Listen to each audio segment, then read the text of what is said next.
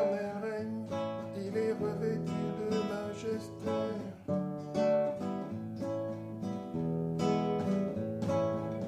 L'Éternel est revêtu, il essaie de force.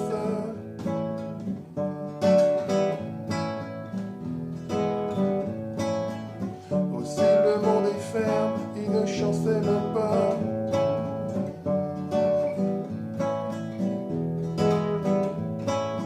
Ton trône est établi dès les temps anciens.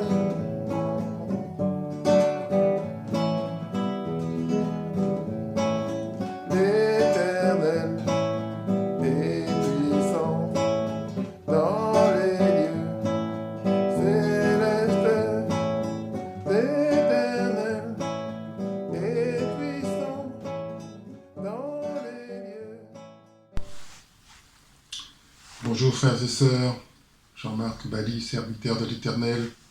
Je viens devant vous pour un nouveau message, un message qui s'intitule « Comment prier ?» Comment prier? Nous avons besoin de savoir comment prier, spécialement dans des situations difficiles, situations compliquées.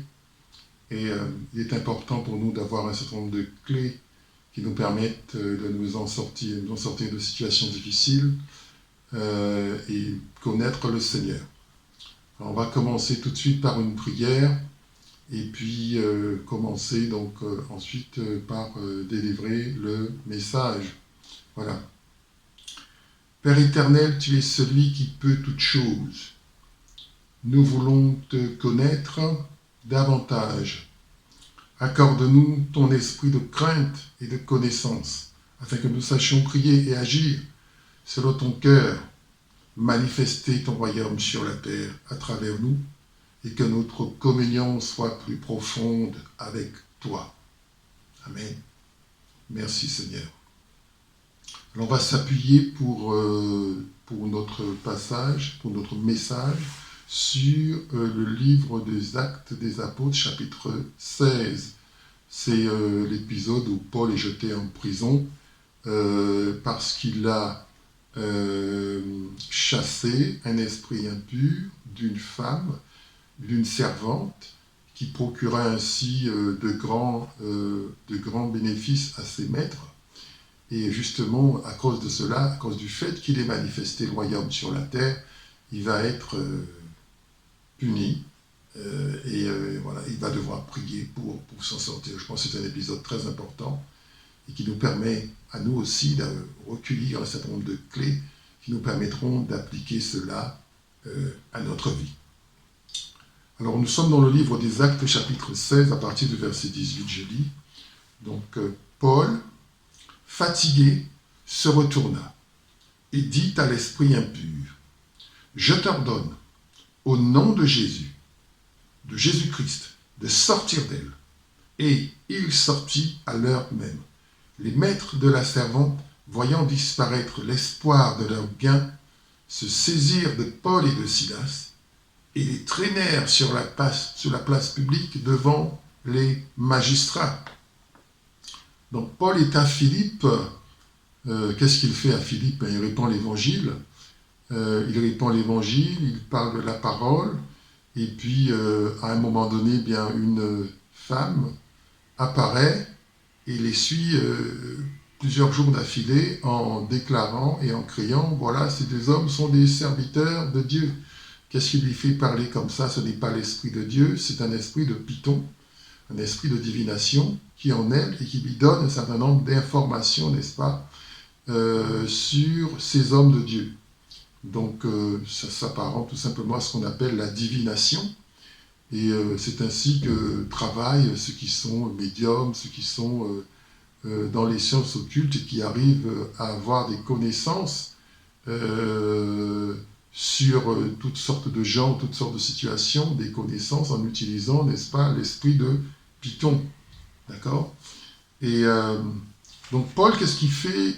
En chassant cet esprit impur, il détruit les œuvres du diable.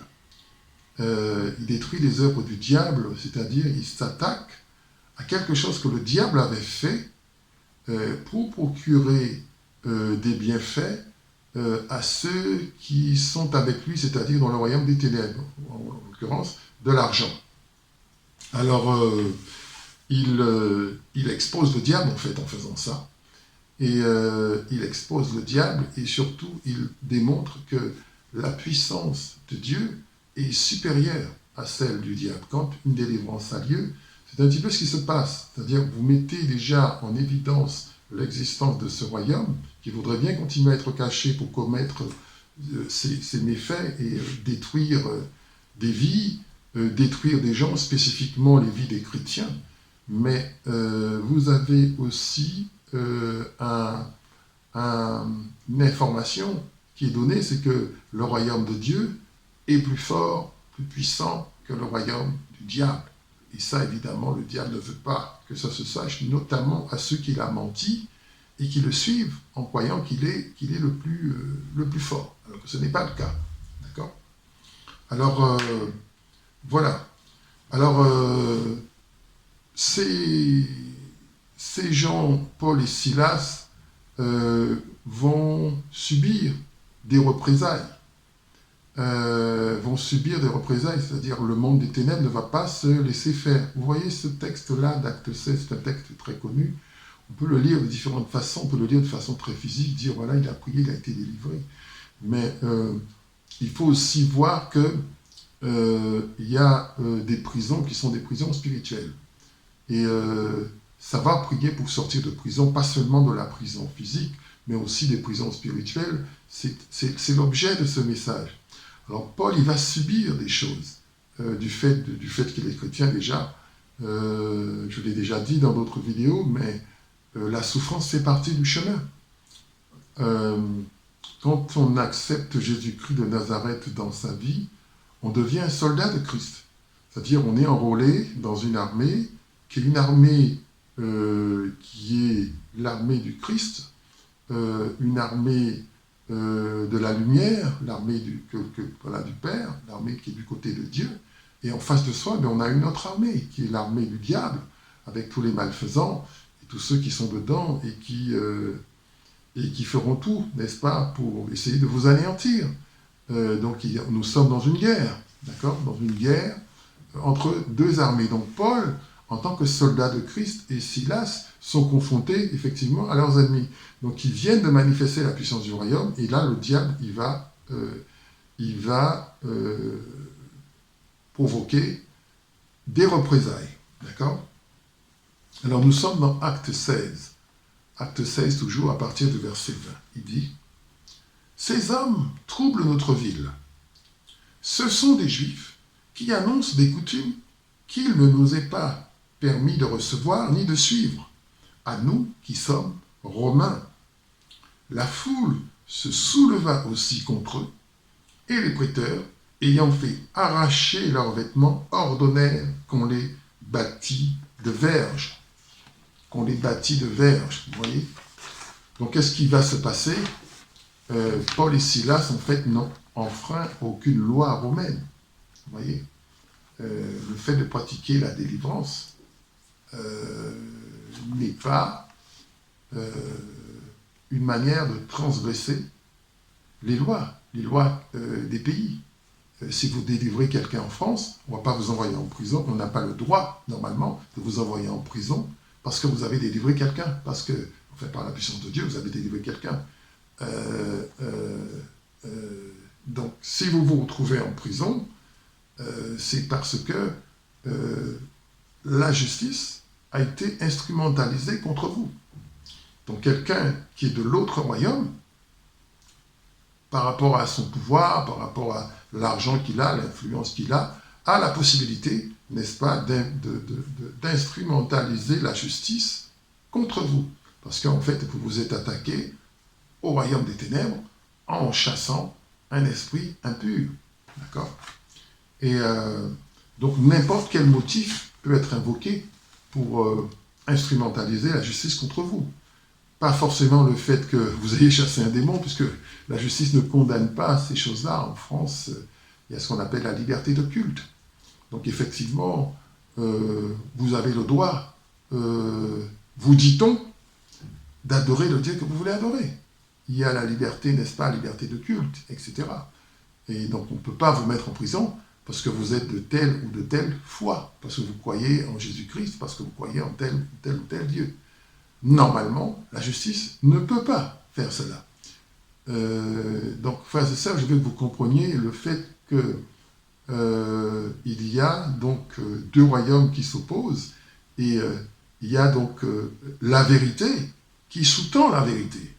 C'est-à-dire, il y a une vérité, une première vérité où on vous accuse pour une raison, par exemple, je ne sais pas, Paul, on aurait pu l'attaquer pour autre chose, mais comme il est tellement clean, tellement net, on ne trouve pas de raison de l'attaquer, on va l'attaquer parce qu'on va dire qu'il prêche des coutumes qui ne sont pas des coutumes du pays. Aujourd'hui, on dirait trouble à l'ordre public. Donc, si vous vous mettez par exemple à prêcher l'évangile quelque part, dans une ville, dans un quartier, dehors, on vous dit, voilà, déjà, il faut avoir une autorisation. Une autorisation, ça veut dire que ce que vous faites, l'activité que vous faites, est contrôlée par les autorités. Hein, la parole dit qu'il faut se soumettre aux autorités, effectivement. Mais ces autorités peuvent être à la solde du diable et ne pas vouloir vous laisser répandre l'évangile. Donc, la foule aussi va s'y mettre. C'est-à-dire, il y a les gens, donc les patrons, les maîtres de la servante qui vont s'opposer, mais il y a aussi également la foule qui va s'y mettre, qui va provoquer, donc il va y avoir une émeute. Satan va provoquer une émeute. Hein. Une émeute, ça peut se provoquer de différentes façons. Mais surtout, la manière de faire du monde des ténèbres, c'est d'utiliser leurs hommes de main spirituels, c'est-à-dire les démons. Donc, une foule démonisée, n'est-ce pas, se met à attaquer Paul et Silas également. Et ils sont attaqués dans leur... comment dirais-je ? Ils sont attaqués donc, dans leur personne physique, on commence à les rouvrer de coups, on commence à les battre de verges, on commence à faire tout un tas de choses contre eux. Pour quel motif ? Parce qu'il a délivré une servante d'un esprit impur. Vous voyez ? On va invoquer d'autres raisons, mais la vraie raison, c'est parce qu'ils ont osé exercer et manifester la puissance et le royaume de Dieu sur la terre. Vous voyez ? Voilà. Alors ces démons peuvent venir de différentes origines, de la lignée maternelle. On est tous d'une famille, n'est-ce pas ? Et toutes les familles ne sont pas chrétiennes, toutes les familles n'adorent pas Jésus-Christ. D'accord ? Et même si vous pouvez avoir des gens qui ont des pratiques chrétiennes, mais en arrière-plan, ce qu'on appelle le background spirituel, ce n'est pas Jésus-Christ qu'ils adorent. Ils adorent d'autres entités, ils adorent d'autres dieux, d'accord, qui se font appeler dieux, mais en fait ce sont des démons ou des anges déchus, et qui sont là, et qui régissent les lois de la famille. C'est-à-dire les gens qui naissent de cette famille héritent également des mêmes lois, des mêmes limitations, des mêmes, du même périmètre, des mêmes attributions que les autres, et qui font que quand vous naissez dans une famille, par défaut, c'est une famille qui n'est pas chrétienne, vous naissez dans une famille qui est hostile à Dieu. Ce qui fait que les démons qui vous habitent sont parfaitement manipulables depuis le monde des ténèbres pour pouvoir vous pousser à agir dans telle ou telle direction. Vous manipulez, vous poussez à haïr un homme de Dieu, vous poussez à l'attaquer, vous poussez à toutes sortes de choses parce que vous êtes tenu et manipulé à votre insu par un certain nombre d'entités spirituelles à la solde du diable qu'on appelle des démons. Ces démons peuvent venir de votre lignée maternelle ou de votre lignée paternelle ou d'autres origines comme des sociétés sorcières ou des sociétés occultes ou voilà, dont on connaît le nom, qui sont pour quelques-uns très répandus et qui travaillent aussi avec un certain nombre d'esprits impurs, beaucoup d'esprits impurs, je dirais même, à des niveaux importants, et qui font qu'ils peuvent aussi susciter un certain nombre d'attaques contre le chrétien qui veut manifester la gloire de Christ et le faire par un certain nombre d'esprits impurs, de démons. Donc c'est ce qui arrive à Paul et Silas, et finalement ils sont conduits en prison d'accord? Et ils sont traités avec beaucoup de violence, n'est-ce pas? Alors, la prison, donc si on fait un point sur ce que c'est que la prison, donc la prison physique, hein, on sait ce que c'est la prison, c'est la cellule dans laquelle on vous met pour que vous ne puissiez pas jouir de liberté. Donc c'est la fonction de la prison, c'est la privation de liberté. Privation de liberté. Donc on va chercher dans le royaume des ténèbres à priver de liberté les enfants de Dieu. D'accord? Priver de liberté pour qu'ils ne puissent pas manifester le royaume, manifester la puissance de Dieu sur la terre. D'accord? Alors, nous sommes dans Actes chapitre 16, toujours à partir du verset 23. Il est écrit, « Après qu'on les eut chargés de coups, ils les jetèrent en prison, en recommandant au geôlier de les garder sûrement. Le geôlier, ayant reçu cet ordre, les jeta dans la prison intérieure et leur mit des ceps aux pieds. » Prison intérieure. Ça veut dire, aujourd'hui on dirait, prison de haute sécurité. Donc un enfant de Dieu, loin, qui a des dons spirituels, qui veut servir le Seigneur et qui marche droit avec le Seigneur, c'est-à-dire qu'il ne fait pas d'écart, il cherche à marcher dans la sanctification, c'est un créateur de problèmes pour le monde des ténèbres. Et donc, le monde des ténèbres va chercher à le mettre en prison. Comment on va le mettre en prison? Déjà, au niveau de sa naissance. Dès sa naissance. Des gens de l'autre côté du monde spirituel diabolique vont voir sa destinée, vont voir son étoile, comme on dit. Hein, rappelez-vous, ceux qui ont vu l'étoile de Jésus, les rois mages, ce n'étaient pas des chrétiens, ce n'étaient même pas des juifs, c'était des gens qui adoraient d'autres entités, qui adoraient les astres. Hein, les astres ont une influence sur notre vie. Et ils adorent les astres, et par l'intermédiaire de cela, ils vont déterminer qu'un roi va naître.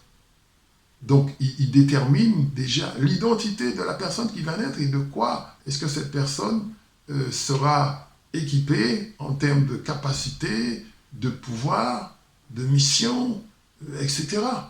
Et quand un enfant naît, c'est comme ça. Donc, dans ces familles-là, qui ne sont pas des familles chrétiennes, quand des enfants naissent, ils sont en mesure de dire, cet enfant-là, il est porteur d'énormément de lumière. Et par conséquent, c'est un futur créeur de problèmes. Ouais. Donc, l'emprisonnement peut commencer extrêmement tôt dans la mesure où vous êtes gardé. Donc, vous voyez, dans ce passage, on parle d'un geôlier. Un geôlier, le travail du geôlier, c'est de savoir est-ce que le prisonnier, il est toujours dans la prison. Non seulement il est en prison, mais il y a des geôliers. Et les enfants de Dieu, c'est la même chose. Pour ceux qui sont emprisonnés spirituellement, emprisonnés dans des choses dans lesquelles le Seigneur n'a pas prévu pour eux, qui sont dans des mariages qui n'ont rien à faire dans ces mariages, des mariages qui ne sont pas de Dieu, qui sont dans des vies professionnelles que le Seigneur n'a pas prévues pour eux. Hein? Imaginez quelqu'un, on lui donne une belle carrière professionnelle, tu feras ceci, tu feras cela, tu vas voyager, tu vas ceci, tu vas cela, et tu seras responsable de toute la partie Europe, de ceci, cela. Par exemple, moi j'invente, mais ça peut être une carrière qui l'éloigne de la destinée que le Seigneur a prévue pour lui. Vous voyez? Donc, ce qui fait que les prisons sont faites pour prévenir et empêcher que les enfants de Dieu ne manifestent la puissance et ne manifestent le royaume sur la terre et qu'il y ait un témoignage, n'est-ce pas, que c'est l'Éternel qui est Dieu. Car c'est de ça qu'il s'agit. Qui est Dieu? Ces gens qui n'adorent pas l'Éternel, pour certains, ils peuvent se dire, bon, je suis athée, je ne crois à rien, je n'ai pas de croyance identifiée, je crois en moi-même, en mon intelligence, je crois en ce que je suis capable de faire, je crois en ce que je vois. Et le monde spirituel, moi, je ne crois pas en l'existence de ces choses-là. Même ceux qui parlent comme ça, est-ce que le monde spirituel n'existe pas pour autant? Le monde spirituel existe. Ils ne sont pas en Jésus-Christ. Mais où est-ce qu'ils sont? Il n'y a pas de neutralité dans le monde spirituel. Ceux qui sont en Jésus-Christ sont sauvés, ceux qui ne sont pas en Jésus-Christ sont perdus. C'est ça la réalité du monde spirituel. D'accord? Donc, il est dans une prison, il dit je suis athée, mais il est dans une prison spirituelle, c'est comme pour la prison de l'incrédulité, n'est-ce pas? Et il ne sait pas qu'il est perdu. Quand vous ne savez pas que vous êtes perdu, est-ce que vous allez essayer de sortir de prison? Non. Vous ne savez même pas que vous êtes en prison. Comment vous allez faire? Donc effectivement, vous entendez des gens vous dire je suis athée, je ne crois en rien, je suis rationaliste, matérialiste, effectivement, oui. Mais la réalité, quand vous regardez la vie des enfants de Dieu, ceux qui croient en Jésus-Christ, pourquoi on les attaque autant? Pourquoi le monde spirituel malfaisant et diabolique les attaque autant? C'est parce qu'ils savent très bien que c'est eux qui ont la capacité de les défaire et de les vaincre. Amen. Alors, les fondements de la prison, parce que toute prison, a un fondement. Dans ce texte ici, on parle d'une prison qui est une prison physique, avec des barreaux, avec des pierres, avec une serrure, n'est-ce pas? Et un geôlier qui a la clé de la serrure. D'accord? Donc, c'est une prison physique, n'est-ce pas? Il y a des prisons spirituelles, ça peut être effectivement vous maintenir, vous placer dans un état de péché vis-à-vis du Seigneur et invoquer le Seigneur pour qu'il ne vous accorde pas la délivrance que vous demandez. Donc vous maintenir dans une prison, vous maintenir dans un état de désobéissance, ça peut être par exemple des objets impurs placés chez vous, à votre insu. Des objets, je veux dire, démonisés, sur lesquels on a fixé des démons ou qui appartiennent à des démons, qui honorent le diable, qui sont chez vous. Et vous ignorez cela. D'accord? Par exemple, vous pouvez avoir quelqu'un de la famille qui veut fêter votre anniversaire, joyeux anniversaire, on vous offre quelque chose, mais cette chose-là, c'est un objet très neuf, très beau, mais qui est démonisé, qui est rempli de démons et qui est placé chez vous, que vous acceptez comme un don, témoignage, n'est-ce pas, de l'amour de quelqu'un qui vous est proche et qui vous a fait ce cadeau en signe d'affection pour le jour de votre anniversaire. Ça, c'est ce que vous allez croire. Mais la vérité, c'est que beaucoup de gens autour des serviteurs de Dieu, des enfants de Dieu, sont des serviteurs du diable. Ils sont prêts à faire ce genre de choses, à aller chez vous, à venir chez vous. Personnellement, j'ai par exemple régulièrement des gens qui viennent chez moi et qui me disent, voilà, monsieur Bali, nous avons ça à vous proposer. Et l'esprit me fait comprendre effectivement que ce ne sont pas des... Il y a une apparence, une première vérité, comme je disais, effectivement, ils sont effectivement de la société en question. Si vous contrôlez leur badge, ils vont vous dire, voilà, je suis de telle société, vous allez lire le nom, vous allez tout lire, etc. Ils sont effectivement de la société, mais ils ont une identité spirituelle qui est contraire à la vôtre, c'est qu'ils servent le diable. Et ils sont venus, effectivement, pour vous placer dans la désobéissance vis-à-vis de Dieu. Et vous faire pécher, soit vous déposer quelque chose chez vous, soit vous faire signer un contrat, n'est-ce pas, qui est un contrat en apparence pour un service, mais au dehors, en plus de ça, vous avez un contrat dont vous n'avez pas une conscience et que vous avez signé, et qui est un contrat qui vous lie avec le monde des ténèbres. Rien que ça, peut vous priver de beaucoup de bénédictions. Vous voyez? Donc ça peut être des fondements de la prison, des choses qui sont là dans votre vie, qui déplaisent à Dieu et que vous ignorez. Voilà, fondement de la prison. Il peut y avoir d'autres façons de faire, mais la vérité, c'est que, par exemple, on peut prendre un passage, Proverbe 26, verset 2, qui dit, je lis, hein, de même l'oiseau s'échappe que l'hirondelle s'envole, de même maudire sans raison n'a pas d'effet. Parce que ceux qui ont placé ça dans votre vie, mais ils vont prier à partir de ça. Ils vont dire, ben, voilà, Seigneur, il a ça dans sa vie. Satan, devant le trône de Dieu, nous accuse jour et nuit. Donc il y a une accusation, n'est-ce pas, qui se déroule, et il vous accuse jour et nuit. Il va vous accuser sur la base de quelque chose qui est vrai, quelque chose qui est dans votre vie. Vous voyez?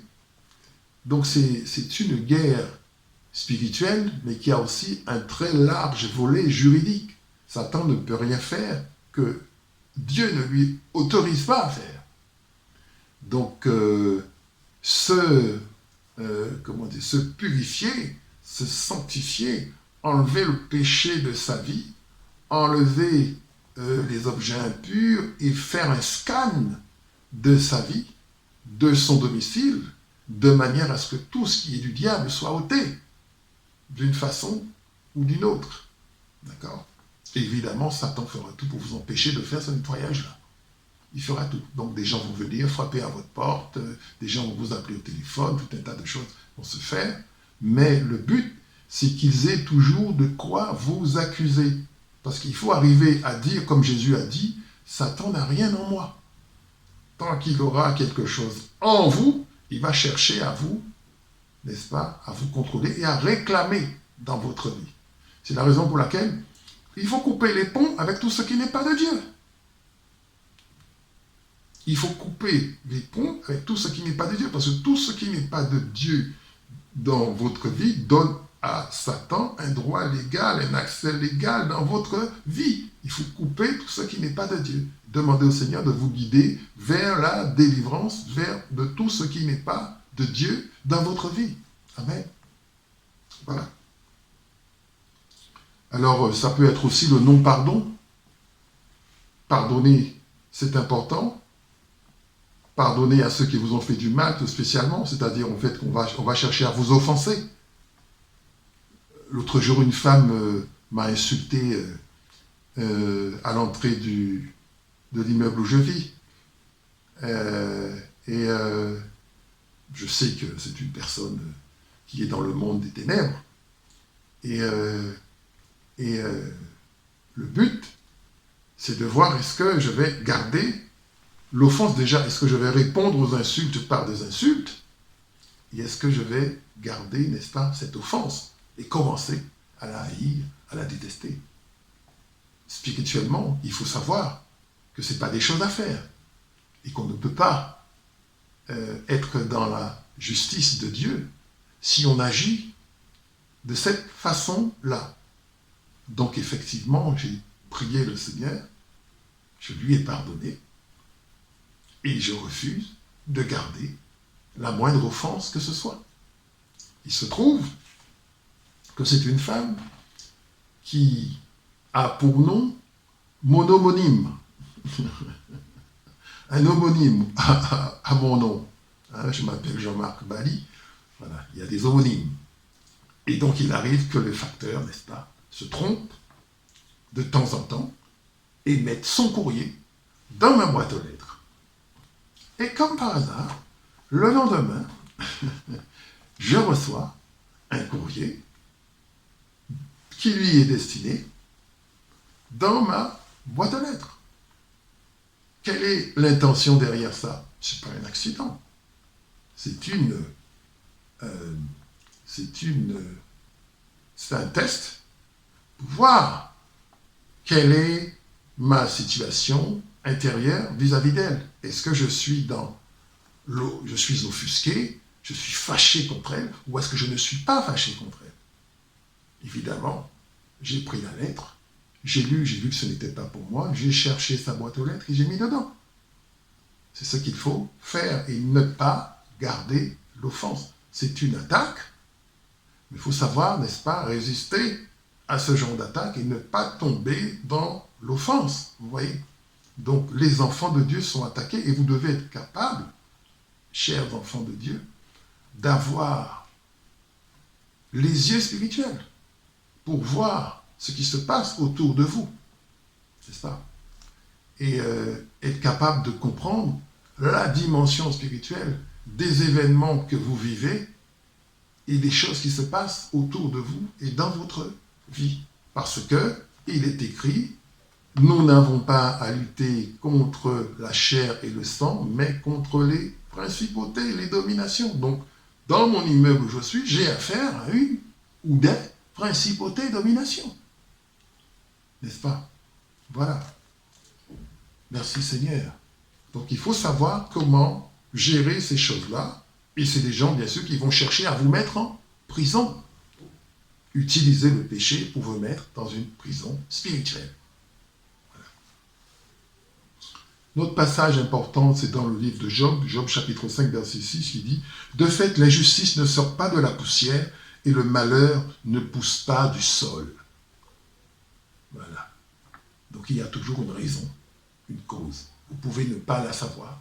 Le Seigneur, dans sa souveraineté, peut choisir de ne pas vous révéler cette chose, d'accord, parce que vous devez apprendre à marcher par la foi. Mais il faut savoir que Dieu est au contrôle de tout et qu'il sait tout ce que vous vivez, tout ce qui se passe, tout ce que vous ressentez. Il est au courant de tout. C'est une chose merveilleuse. Et tous ceux qui sont en prison spirituelle doivent chercher à sortir de prison. Vous devez déjà d'une part constater, en étant suffisamment spirituel, que vous êtes dans une prison spirituelle, ça c'est un. Déjà le savoir, c'est une première chose. La deuxième chose, c'est d'essayer d'en sortir, avec l'aide de Dieu. Amen. Alors, voilà. Donc, comment combattre par la prière? Comment prier? Donc, Paul, toujours en prison, il va décider de réagir. Paul, c'est un homme de Dieu mûr. Et il va décider, n'est-ce pas, de se battre dans la prière. La prière, la louange, parce qu'il est pieds et poings liés. Il ne peut pas aller et venir comme il veut. Il ne peut rien faire. Tout ce qu'il peut faire, c'est invoquer le Seigneur avec sa bouche. Parler, prier. Et crier à Dieu. Amen. Acte 16. Vers le milieu de la nuit, Paul et Silas priaient et chantaient les louanges de Dieu et les prisonniers les entendaient. Il n'y a rien à cacher. On est chrétiens, on est chrétiens. Quand vous priez chez vous, ça s'entend. Les voisins peuvent l'entendre. L'appartement d'à côté qui partage le même mur que vous, mitoyens, peut entendre vos prières, vos louanges, etc. Ça se sait.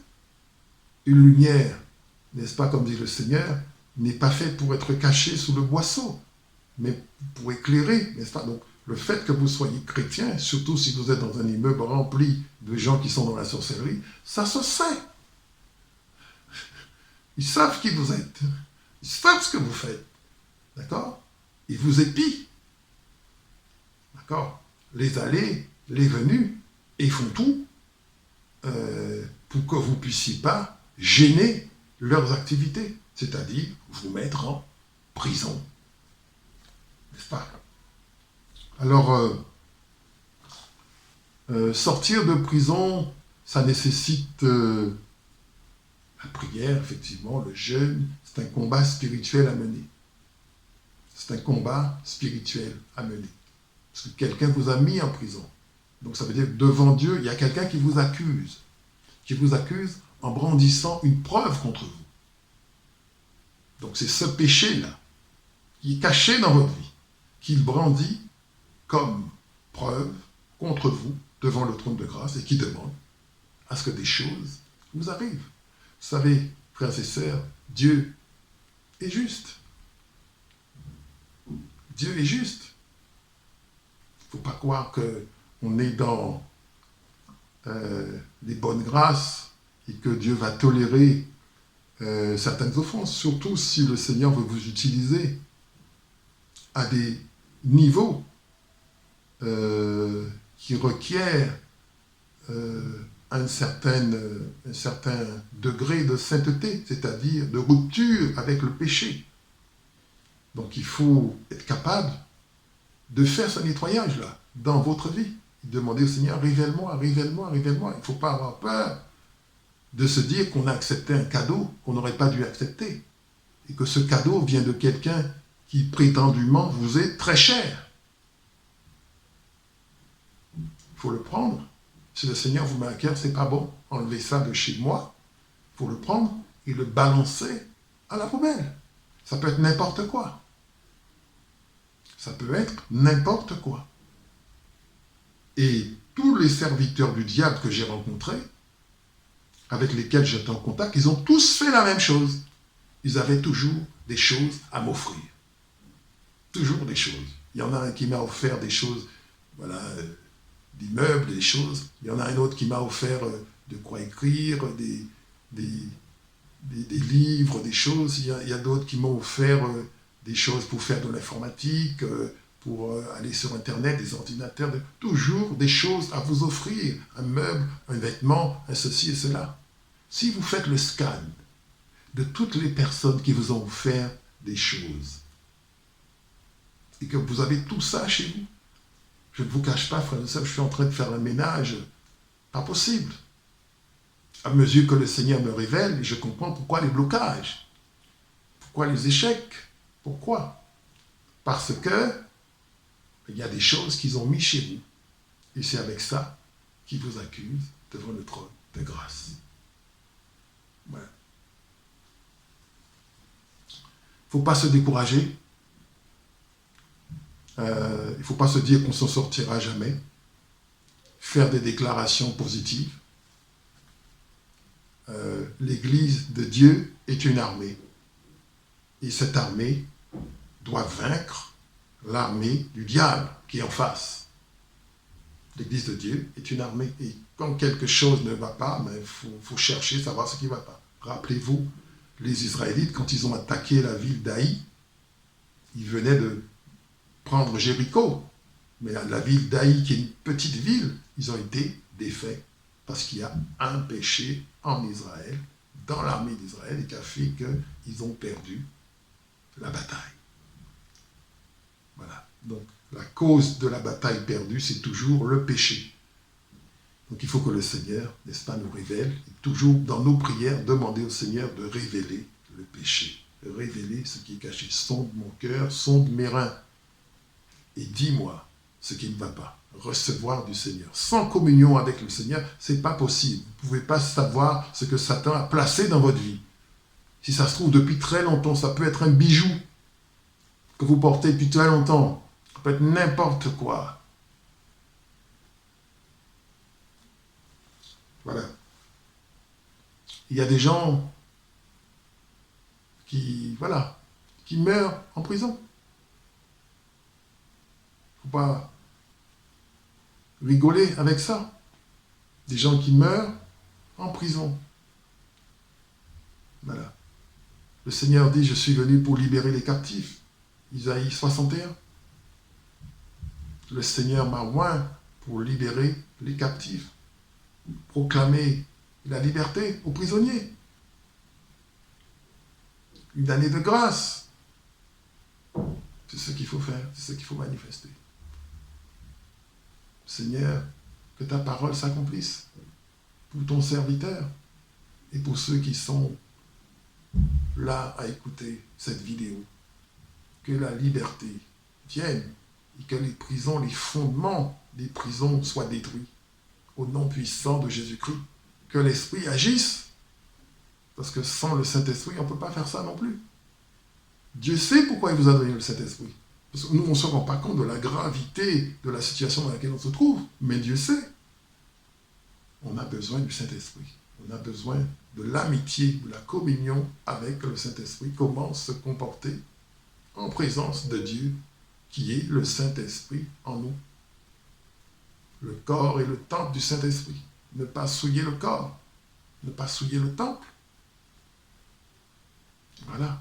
Et là, quand tout est purifié, là, on devient un guerrier efficace. On devient un guerrier capable de manier l'épée et de causer des défaites chez l'ennemi, de libérer ceux qui sont captifs. Parce qu'il y en a plein qui sont captifs. Il n'y a que ça.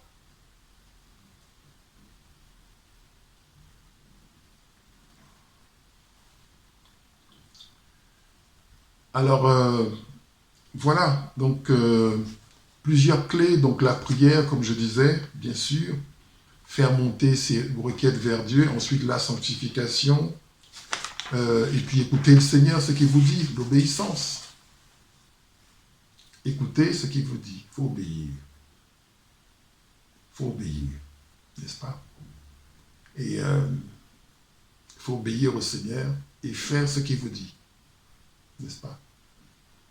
Donc, si vous avez dans votre cœur quelque chose que le Seigneur vous a mis à cœur, vous sentez dans votre cœur qu'il vous demande de faire quelque chose ou de vous séparer de telle ou telle chose, faites-le.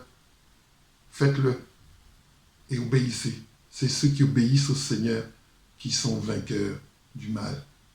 Que vous le vouliez ou non, vous êtes dans la guerre si vous êtes enfant de Dieu. Que vous le vouliez ou non, vous êtes impliqué, vous êtes haï du diable et il fera tout pour vous détruire, que vous le vouliez ou non. C'est comme ça. Il n'y a pas de gens à dire je n'ai jamais rien fait de mal à qui que ce soit. Non. Le fait d'être un enfant de Dieu, vous êtes ennemi du diable. Voilà. Donc ça doit entrer dans faire naître, je veux dire, une nouvelle mentalité. Une nouvelle mentalité, la mentalité du soldat. Mentalité du soldat. Donc quand je pose un acte, je dois réfléchir. Le soldat, quand il marche, il se demande est-ce que le terrain est miné ou pas? Il ne va pas marcher comme ça n'importe où. Et il a son état-major, il faut qu'il obéisse à son état-major. Si l'état-major dit va à droite, il doit aller à droite. S'il n'obéit pas quand il reçoit un ordre, il peut se faire tuer. N'est-ce pas? Voilà. Alors, donc c'est une attitude de circonspection. Il faut faire attention à tout et ne rien faire à la légère. Le diable, s'il ne peut pas vous attaquer dans un domaine, il va chercher un autre domaine où vous attaquer. Si ce n'est pas vos enfants, ça va être votre travail. Si ce n'est pas votre travail, ça va être votre église. Si ce n'est pas l'église, ça va être la famille d'où vous venez. Si ce n'est pas la famille d'où vous venez, ça va être vos voisins. Peu importe. Mais il ne va pas arrêter et signer l'armistice avec vous. Et dire, voilà, maintenant nous sommes en paix. Non, nous ne sommes pas en paix. Nous ne sommes pas en temps de paix, spirituellement parlant. Nous sommes en temps de guerre. Voilà. Acte 16, toujours, verset 26. Tout à coup, se fit un grand tremblement de terre, en sorte que les fondements de la prison furent ébranlés.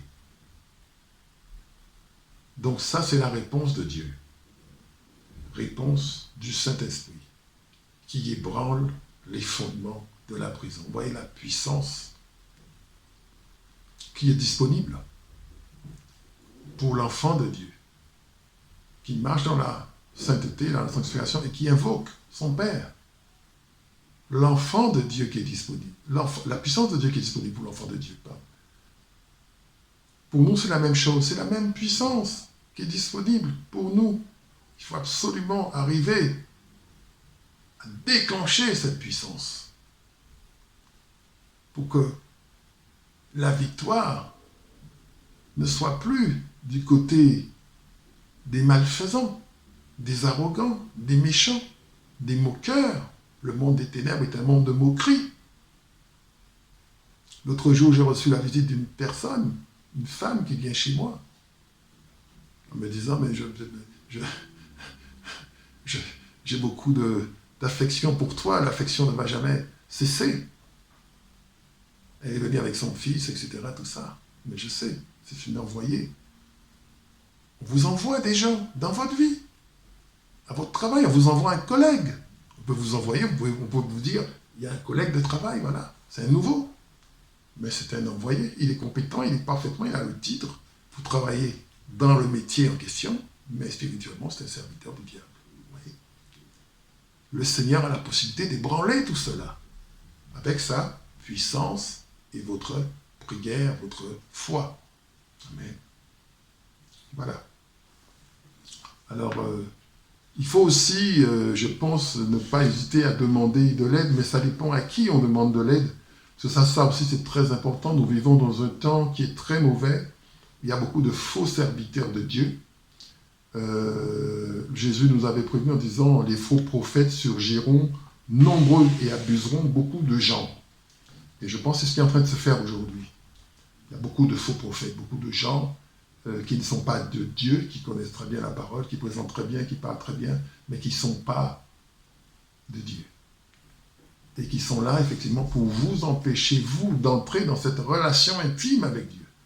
Parce qu'en fait, ils servent d'intermédiaire. Voilà. Et donc, avec qui prier? Il faut que le Seigneur vous mette à cœur de la personne avec laquelle vous pouvez prier ou pas.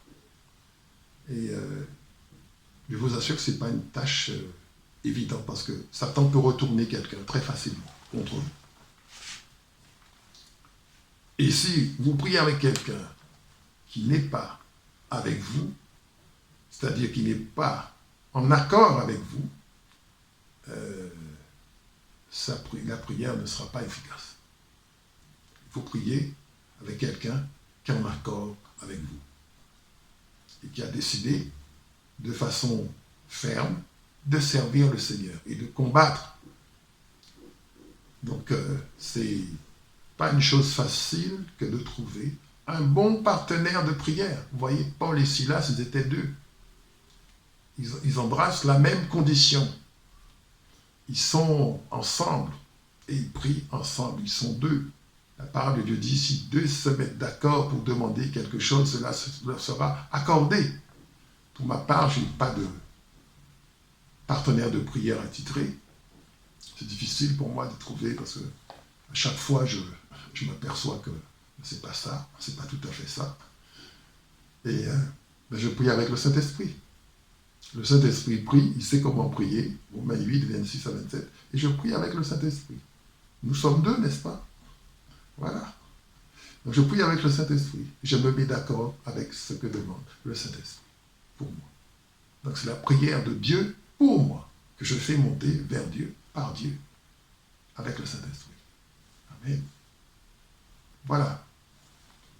Alors, la prison est détruite parce que le Seigneur répond à nos prières.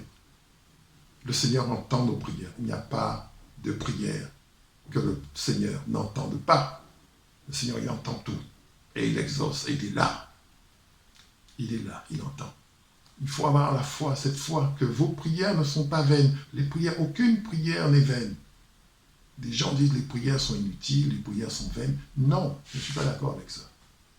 Je ne suis pas d'accord avec ça. Quand on atteint un certain niveau spirituel, on ne prie plus pour certaines choses. Mais ceux qui n'ont pas ce niveau spirituel-là, il faut les laisser prier pour les petites choses. Ça leur permet de s'édifier. Ça leur permet de grandir avec le Seigneur. Ils prient pour quelque chose qui n'a pas beaucoup de valeur, peu importe. Ils prient pour, je ne sais pas, mais ça leur permet de s'édifier. Il faut commencer. On commence petit, toujours. Tout le monde commence petit. Voilà. Donc ceux qui ont déjà atteint un niveau spirituel, effectivement, se rendent compte que bon, c'est pas la peine de prier pour ça, parce que le Seigneur le dit dans sa parole. Mais ceux qui n'ont pas ce niveau spirituel, laissez-les prier. Laissez-les prier. Mais oui. Le Seigneur dit d'ailleurs, priez sans cesse. Amen.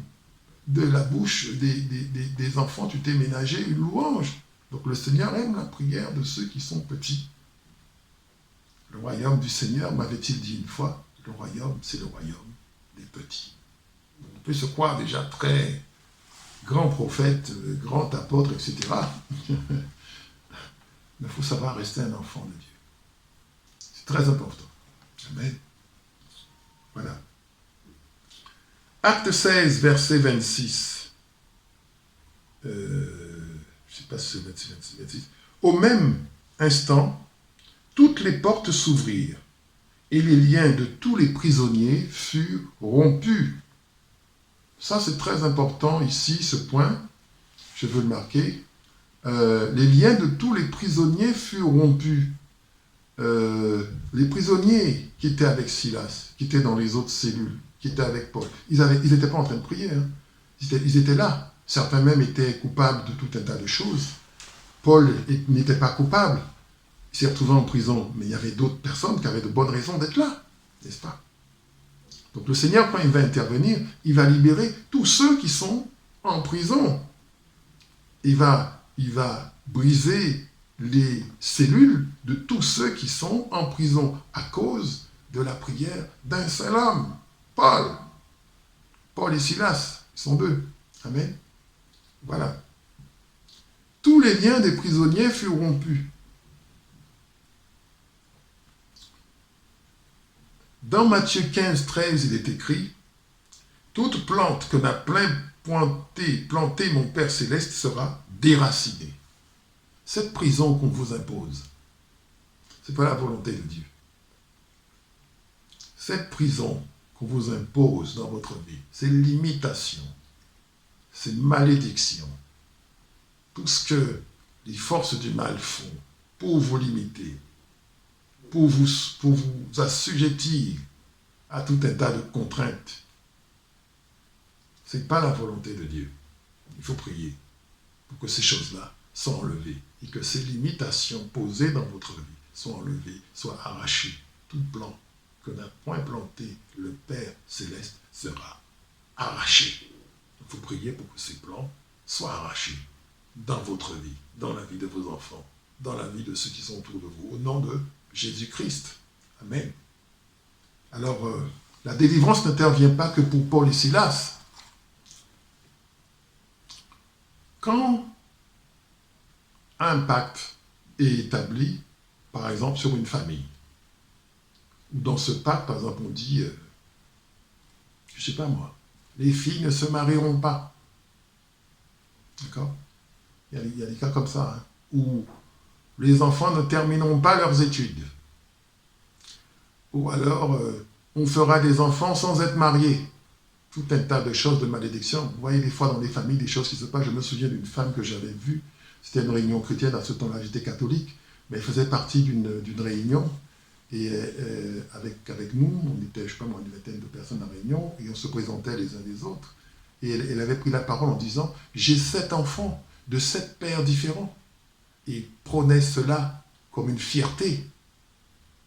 Le premier camerounais, le deuxième béninois, le troisième zaïrois, le quatrième, etc., jusqu'à 7. En ce temps-là, quand j'étais catholique, je n'avais pas les connaissances que j'ai aujourd'hui.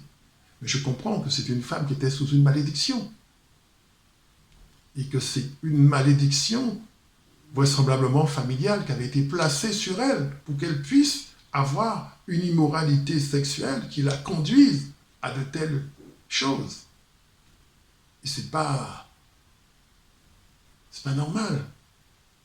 C'est à combattre et à détruire avec la puissance de Jésus-Christ de Nazareth. D'accord? Donc, il y a des limitations comme ça, des choses qui sont imposées. Vous voyez des gens dans des situations, il ne faut pas être trop enclin à juger. Ça leur est imposé. Ça leur est imposé. Et ce qui fait que eux-mêmes sont sous emprise. Ils ne savent pas qu'ils sont sous emprise. Et la situation est tellement catastrophique qu'à défaut de dire oui, c'est vrai, c'est catastrophique, j'ai tout échoué dans la vie, ils disent mais non, mais c'était ma volonté, c'est moi-même qui voulais ça, je voulais ça. C'est pas vrai. En réalité, au fond d'eux, ils savent parfaitement qu'ils ont échoué. Ils font semblant de l'assumer. Et c'est ce que cette femme faisait. Oui. Mais je sais maintenant que c'est les esprits impurs qui la poussent à faire cela et à poser de tels actes. Parce que ce n'est pas la gloire de Dieu, cela. C'est la gloire de Satan. Et c'est une malédiction. Et elle n'était vraisemblablement pas la seule dans sa famille. Donc ce que je veux dire par là, par rapport à ce que Paul a vécu en étant libérés de la prison et en voyant les autres prisonniers libérés, c'est que nous, lorsque nous prions, nous invoquons l'Éternel, nous pouvons briser des pactes sur la famille. Et c'est comme ça que Dieu vous libère. Brisez ce pacte en question sur la famille. Et quand vous brisez ce pacte en question, non seulement vous vous en sortez parce que vous êtes enfant de Dieu, mais tous ceux qui étaient inclus dans ce pacte vont également s'en sortir et être libérés de ce pacte, de cette limitation. C'est comme ça que ça marche. Donc, du moment que le pacte, que la loi en question, la loi d'inspiration satanique qui était en vigueur dans la famille a été démolie, détruite, eh bien, tous ceux qui étaient concernés par cette loi sont libérés. La loi est abrogée. Je prie que toutes les lois d'inspiration satanique dans nos familles soient abrogées, car il est écrit, si le Fils vous a franchi, vous serez réellement libre, que le Fils de Dieu, Jésus-Christ de Nazareth, nous affranchisse de toute loi d'inspiration satanique dans nos familles, dans notre vie. Amen. Voilà. Dernier point. Christ est la lumière du monde. Ça, c'est un point important dans ce passage aussi, qui est un petit peu plus long que le reste. Christ, lumière du monde. Acte 16, 27.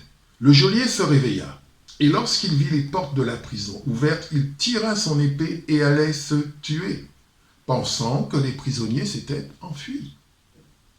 Mais Paul cria d'une voix forte, « Ne te fais point de mal, nous sommes tous ici. » Alors, le geôlier, ayant demandé de la lumière, entra précipitamment et se jeta tout tremblant aux pieds de Paul et de Silas. Et il les fit sortir et dit, « Seigneur !» Vous voyez comment il les appelle, des serviteurs de Dieu. « Seigneur, Seigneur, que faut-il que je fasse pour être sauvé ?» Paul et Silas répondirent, « Crois au Seigneur Jésus et tu seras sauvé, toi et ta famille. » Alléluia. Merci Seigneur. Merci Père. Béni soit l'Éternel notre Dieu. Nous voyons ici que le geôlier demande de la lumière. Quand on lit la parole de Dieu, elle a toujours une dimension prophétique.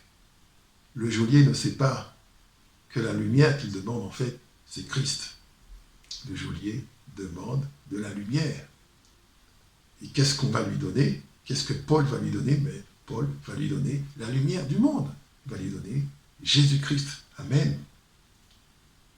Alors, le geôlier va accepter Jésus-Christ comme Seigneur et Sauveur parce que il a assisté à une démonstration de puissance, d'esprit et de puissance de la part de Dieu.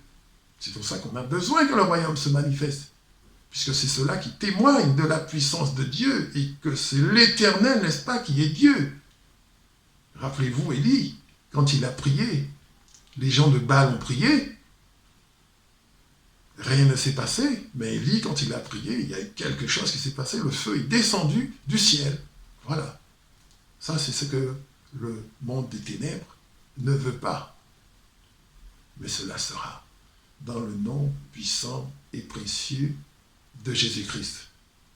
Je vous salue, frères et sœurs, dans le nom précieux de Jésus-Christ. C'était Jean-Marc Bali, serviteur de l'Éternel. Que le Seigneur vous bénisse, qu'il vous accorde sa grâce, sa paix, sa force. Et faites tout pour sortir de prison. Invoquez le Seigneur et il vous dira ce qu'il en est. Parce que personne ne vient au monde sans manifester la gloire de Dieu. Dans votre vie, la gloire de Dieu doit se manifester également.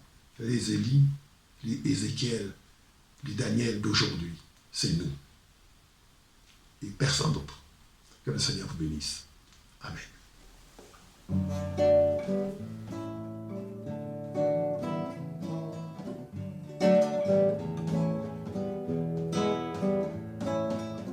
L'Éternel règne, il est revêtu de majesté.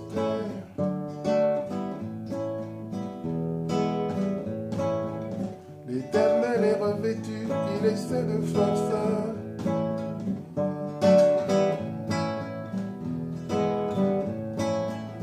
Aussi le monde est ferme, il ne chancelle pas.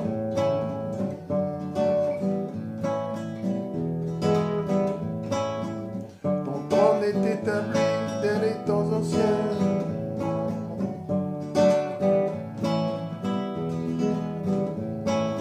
L'Éternel est puissant dans les lieux célestes.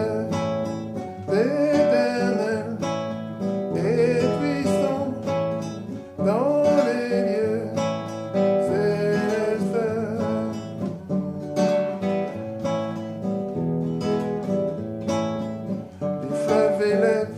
Les fleuves élèvent leur voix.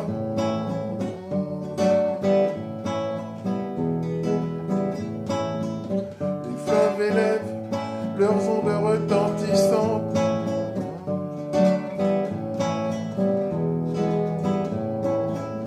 Plus que la voix des grandes et puissantes eaux.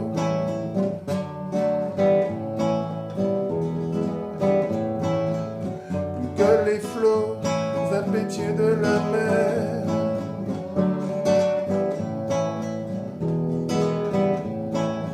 L'Éternel est puissant dans les lieux célestes.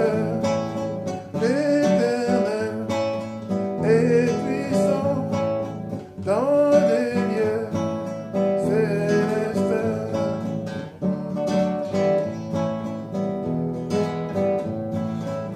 Tes témoignages sont entièrement véritables.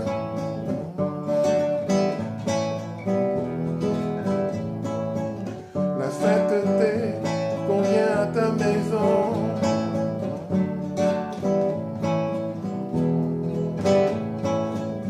Ô Éternel, pour toute la durée des temps.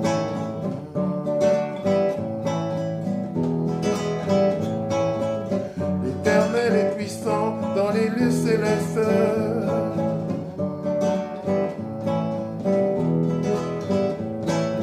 L'Éternel est puissant dans les lieux célestes. L'Éternel est puissant dans les lieux célestes. L'Éternel est puissant dans les lieux célestes.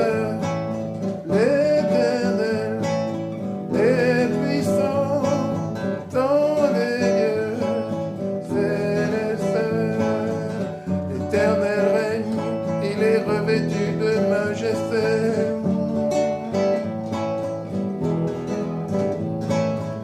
L'Éternel est revêtu, il essaie de force.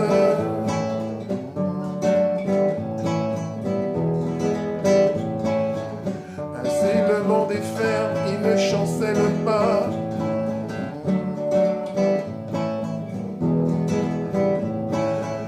Ton trône est